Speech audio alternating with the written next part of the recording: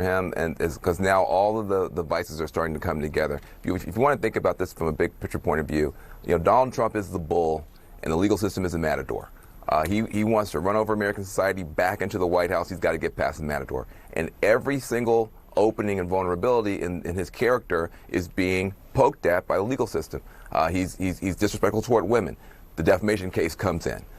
He's loose with the rules when it comes to documents. Okay, you got the Florida case coming in. You've got, his, frankly,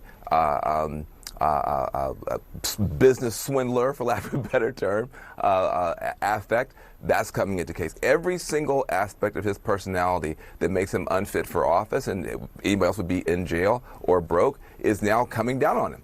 And he's got to face them all at the same time. And so from his point of view, I'm sure it's a nightmare, but it's a nightmare of his own making.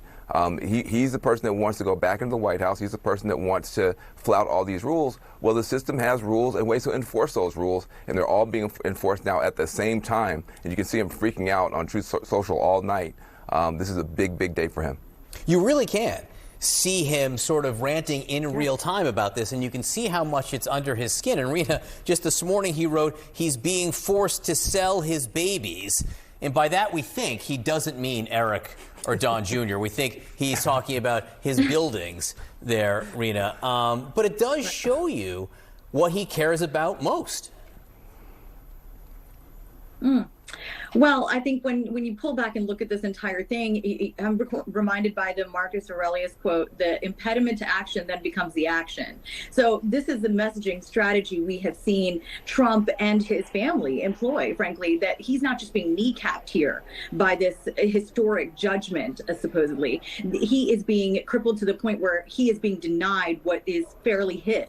And so you can't look at elected Republicans for some kind of support at this point, because they've taken the road of, well, if you can't beat them, join them. So everywhere you're looking on the Republican side, there is this cry of Donald Trump is the victim of a system that is unfair, that has these undefined norms, and it's lawfare at its worst. And this is just something the Democrats have to push back on. Frankly, the ball is in their court to come out and say, well, if you're a billionaire, then you should have the money, and you should, with a blink of an eye, this should not be a problem for you. You should be presenting what you need to do to the court to show that you're an innocent man who follows the rules.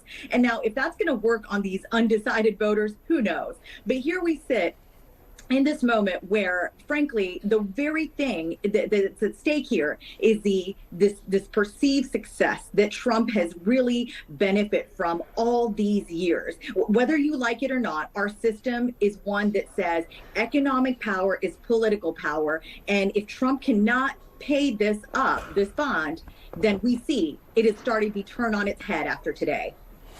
Van Jones, in speaking to that, and politically speaking, when you look at the money, and he's always put himself out there as, the man who can make the deal.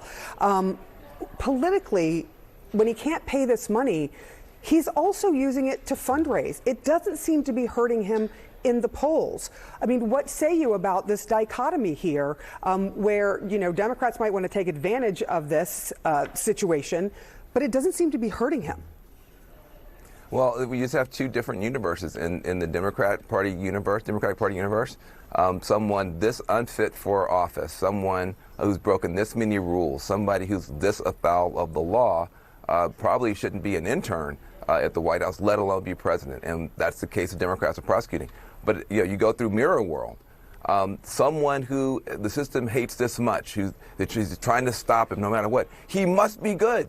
Everyone's against him. He must be for us. And so he's been able to flip this whole thing to present himself as a martyr, which is why he shows up in court even when you don't have to. I'm going to tell you right now, I've never had a client or anybody who wanted to go to court when they didn't have to go to court. Donald Trump wants to be there because he believes that by presenting himself as a martyr for his own cause, that it actually strengthens him. And so far, it looks like it's working. And so you literally have two different movies happening at the same time with the same characters. In one movie, whenever you see Donald Trump, it's a scary movie like a horror show. Another movie, when you see Donald Trump, it's a heroic movie, like he's a Superman for the right. So this is what we're dealing with, and we will always be strangers to each other and baffled by each other because it's hard for either side to understand why the other is feeling the way that we're feeling.